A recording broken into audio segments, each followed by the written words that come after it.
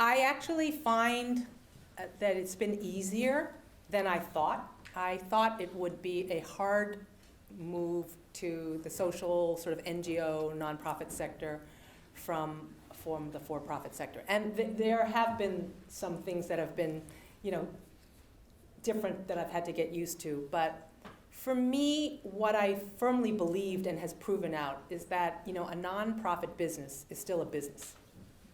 The only thing nonprofit about it is hopefully that, that you're not going to, the shareholder isn't going to win. The stakeholder in this case is not going to be the shareholder.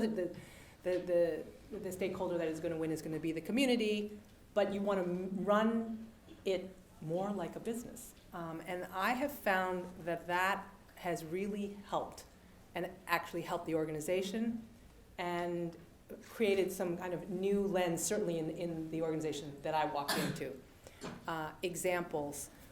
I remember in the first 3 weeks of being at Grameen, I really looked at a program in one of the geographies that I felt wasn't up to speed and we ought to close and shutter. And everybody said, well, we got donations for it. We can't shutter that.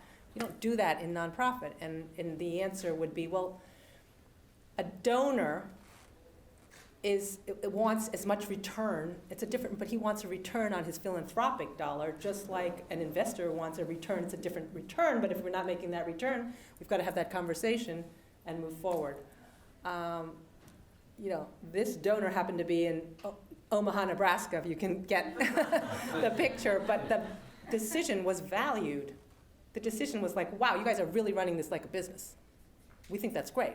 So I would just only giving you, I could give you several more examples where we began to run a nonprofit business, just like a for-profit business, the difference being at the end of the day, we weren't going to take, again, shareholder gains. We were going to plow every dollar that we made back into the program. But we try from a talent point of view, from a decision-making point of view, to make many of the same decisions that we would make were we running a for-profit operation, being efficient with expenses, all of those kinds of things. And that's made a very big difference. The only thing I would say that's taken some time, and it's more external than internal, is that sort of typical nonprofit or NGO, in the NGO world, overhead is a bad word.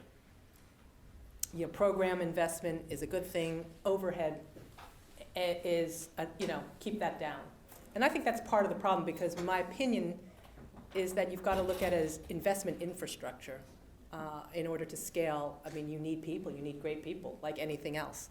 And so by, in some cases, suppressing that and saying, let's pay very little in salaries, and let's not spend X, you actually create a circular situation where you're not investing enough in a sophisticated enough infrastructure to actually scale. And so my opinion is that what that yields is a huge number of fantastic mission-based organizations, none of whose missions you wouldn't love, but who cannot scale because the infrastructure is not sophisticated or large enough. And so in order to actually have scaled community impact or social impact, my belief is, and so we're a financial institution. Are we going to pay Goldman Sachs salaries and bonuses? No.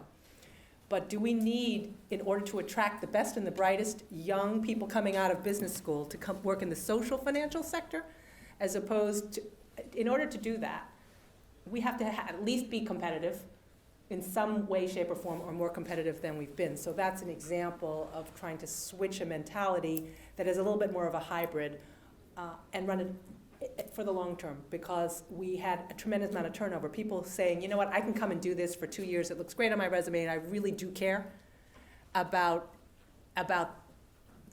banking to the poor. I really do believe that big banks aren't giving financial access and financial inclusion to the people who need the money the most. I deeply believe that.